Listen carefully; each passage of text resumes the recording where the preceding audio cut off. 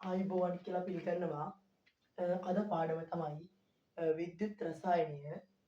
ඉතින් විද්‍යුත් රසායනය මෙන්න විද්‍යුත් රසායනය ගැන අද මම කතා කරන්නේ. විද්‍යුත් කෝෂ ගැන. විද්‍යුත් කෝෂ ගැන අපිට මේ විද්‍යුත් කෝෂවල විද්‍යාගාරයේදී සරල විද්‍යුත් කෝෂයක් හදාගන්න පුළුවන් අපිට. මම මේ ඇටෝම ගැන ඔයාලට අද කියලා දෙනවා. ඉස්සෙල්ලාම බීකරයක් අරගෙන අන්න ඒ බීකරයේ දාගන්න ඕනේ සල්ෆියුරික් අම්ලය. සල්ෆියුරික් අම්ලය SO4 සල්ෆියුරික් අම්ලය. ඉතින් සල්ෆියුරික් අම්ලය දාගෙන මේකට මම මේ තියෙන සල්ෆියුරික් අම්ලය. ඉතින් මේ සල්ෆියුරික් අම්ලය එතෙන් දාගන්නවා.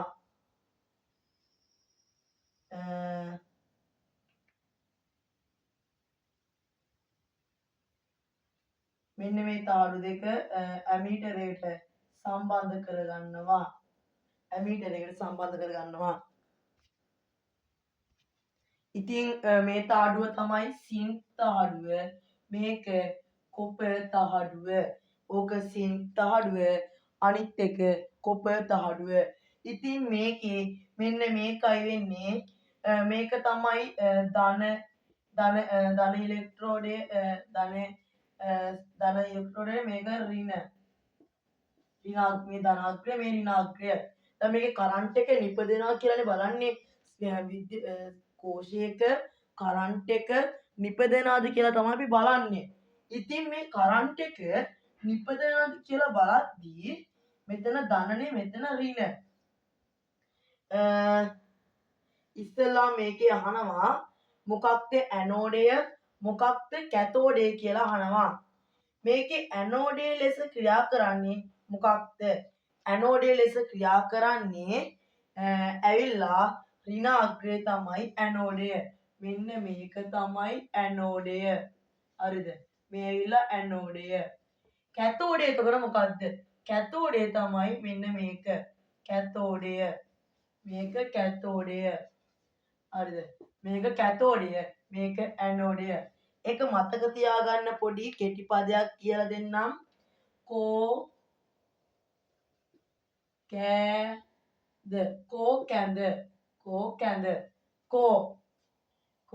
කැඳ කැඳ කියන්නේ කැතෝඩය. ද කියන්නේ ධනාග්‍රය. මොකක්ද කැතෝඩය. එතකොට ධනාග්‍රය තමයි කැතෝඩය. එතන මෙතනත් පුළුවන් අපිට කෝ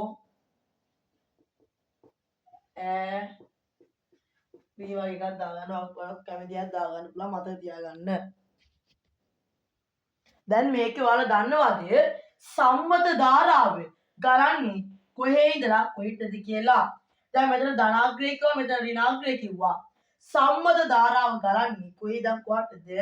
ධනයක ඉඳලා ඍණයකට තමයි සම්මත ධාරාව ගලන්නේ. ධනාග්‍රේ ඉඳලා ඍණාග්‍රයට. නමුත් ඉලෙක්ට්‍රෝන ගලන්නේ කොහේ ඉඳලා කොහාටද? ඍණාග්‍රේ ඉඳලා ධනාග්‍රයට තමයි ඉලෙක්ට්‍රෝන ගලන්නේ. ඒතකොට ඉලෙක්ට්‍රෝන එනවා. ඊට පස්සේ දැන් මෙයාලා මොකද කරන්නේ? ඍණාග්‍රය මොකද කරන්නේ? ඉලෙක්ට්‍රෝන පිට කරනවා. කොල්ලෝ වගේ ඍණාග්‍රය කොල්ලෝ ඉලෙක්ට්‍රෝන පිට කරනවා. ඊට පස්සේ ධනාග්‍රය ඉලෙක්ට්‍රෝන ලබා ගන්නවා.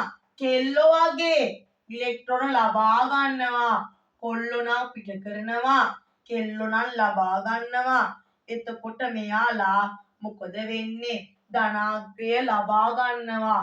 ලබා ගන්නවට අපි කියනවා මොකක් කියලාද?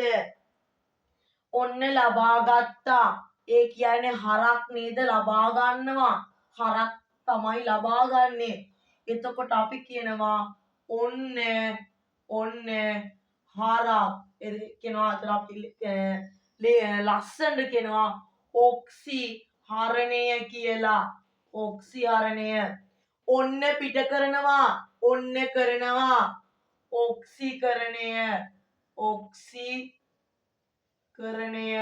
ඔක්සි කරණය ඔන්න කරනවා ඔක්සිකරණය. දැන් ඇනෝඩය හොයාගත්තා, කැතෝඩය හොයාගත්තා. එතකොට ඇනෝඩය මොකක්ද? ඇනෝඩය තමයි ඍණාග්‍රය, කැතෝඩය තමයි ධනාග්‍රය සිංක්. ඊට පස්සේ කැතෝඩය අසරින් සිද්ධ වෙන්නේ ඔක්සිහරණය ප්‍රතික්‍රියාවක්, අර්ධ ප්‍රතික්‍රියාවක්. ඊට පස්සේ ඍණාග්‍රය අසරින් සිද්ධ වෙන්නේ ඔක්සිකරණය, අර්ධ ප්‍රතික්‍රියාවක්. මේ දෙකම එකතු වෙලා සමස්ත කෝෂ ප්‍රතික්‍රියාව හැදෙනවා. සමස්ත කෝෂ ප්‍රතික්‍රියාව හැදෙනවා. ඉතින් දැන් අපිට සක්‍රියතා ශ්‍රේණියේ ලෝහ තියනවානේ. ඒ ලෝහ ඕන ලෝහයක් මේ ඇනෝඩේ කැතෝඩේ දැම්ම හැකිනේ. එහෙම දාන්න බෑ. අපිට තෝරා ගන්න ලෝහ විතරයි දාන්න පුළුවන්. සෝඩියම් වගේ පොටෑසියම් වගේ ලෝහයක් දාන්න පුළුවන්ද ඇනෝඩේ කැතෝඩේද? ඒක ශීඝ්‍රයෙන් ප්‍රතික්‍රියා කරනවා. ප්‍රතික්‍රියාශීලී වැඩි මූලද්‍රව්‍ය ගන්නෙ නෑ. හරිද? ඊළඟට සක්‍රියතා ශ්‍රේණිය තියනවානේ. මේ තියෙන්නේ සක්‍රියතා ශ්‍රේණිය. සක්‍රියතා ශ්‍රේණිය. ඉතින් මේ සක්‍රියතා ශ්‍රේණිය ඉන්න උඩින්ම ඉන්න මූලද්‍රව්‍ය තියෙනවානේ. උඩින්ම ඉහළින් වෙන මූලද්‍රව්‍ය ගන්න අපි මොකක් විදියටද? ඇනෝඩය. උඩින්ම ඉන්න මූලද්‍රව්‍ය විදියට ගන්න ඇනෝඩය. ඇනෝඩය. යටින්ම ඉන්නව මොකටද ගන්නෙ? කැතෝඩය විදියට. දැන් බලන්නකො මෙතන සිංක් කොපර්. සිංක් ඉන්නේ කොපර් වඩා උඩින්. එතකොට මං ගත්තේ කොහොමද?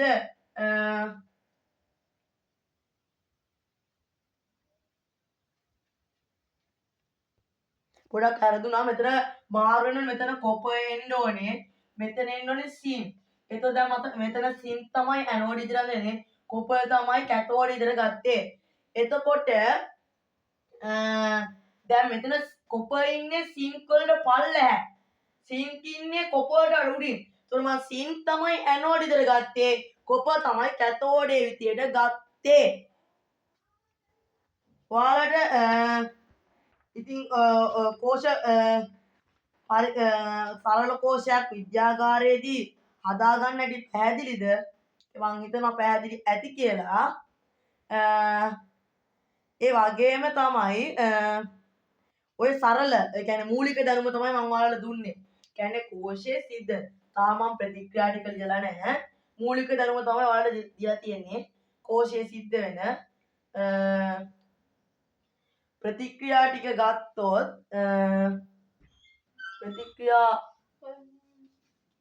ප්‍රතික්‍රියා ටික ගත්තොත්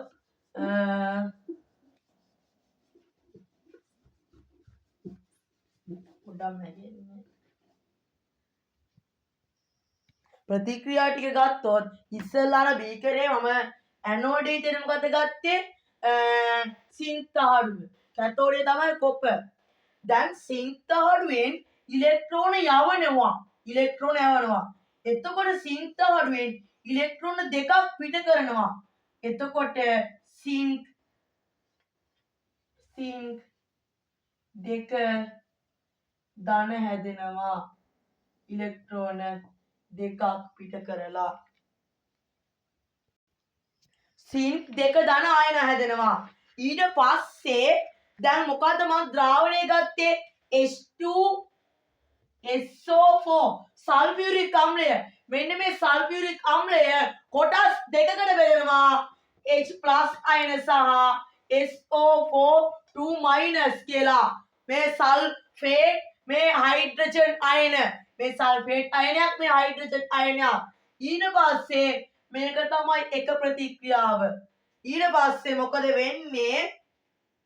මෙන්න මේ H+ අයන මෙන්න මූ පිට කරපු සිංක්ලා පිට කරපු දෙකයි ඉලෙක්ට්‍රෝන ගන්නවා. මෙන්න මේක ගන්නවා. මේ H+ අයනේ ගන්නවා. ඉන්න බෑ. කොල්ලෝනේ H+ කියන්නේ කොල්ලෝ. ඒතර දෙකක් කෙල්ලෝ. ඒතර කොල්ලෝ ඉලෙක්ට්‍රෝන දෙකක් ගන්නවා. ඊට පස්සේ හදනවා H2 ගෑස් එක හදනවා හයිඩ්‍රජන් වායුව. ඊට පස්සේ මේක තමයි දෙක ප්‍රතික්‍රියාව. අපි 1 2 එකතු කරමු. දැන් 1 2 එකතු කරපුවාම සමස්ත කෝෂ ප්‍රතික්‍රියාව වෙනවා.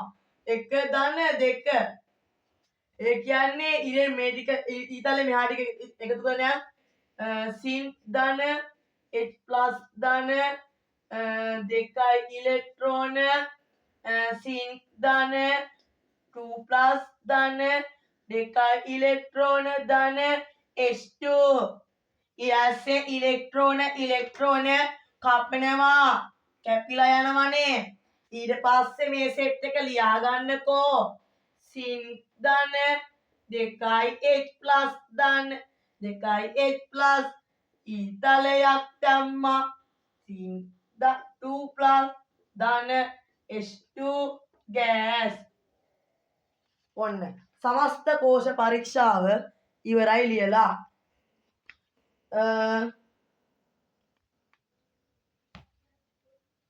ඕන මේකට දැම්ම හැකි සීනික් අයන් දැම්ම හැකි ඊටස්සේ ඔයාලට පේනවා ඇති මෙතන තියෙන සක්‍රියතා ශ්‍රේණිය ඕනම ලෝහයක් ඇනෝඩේ කැතෝඩේ විදිහට අරගෙන අපිට සරල කෝෂයක් හදාගන්න පුළුවන් සල්ෆියුරික් අම්ලය යටතේ. ඉතින් ඔයාලට මං හිතනවා අද වීඩියෝ එක හොඳ ඇති කියලා. ඉතින් මගේ WhatsApp group එකට add වෙන්න කියලා ඉල්ලා සිටිනවා. ඉතින් තවත් අධ්‍යාපනික වීඩියෝ ඔබත් සමග රැගෙන යන්න බලාපොරොත්තු වෙනවා. අදින් ඔබ සමග සමුගන යනවා.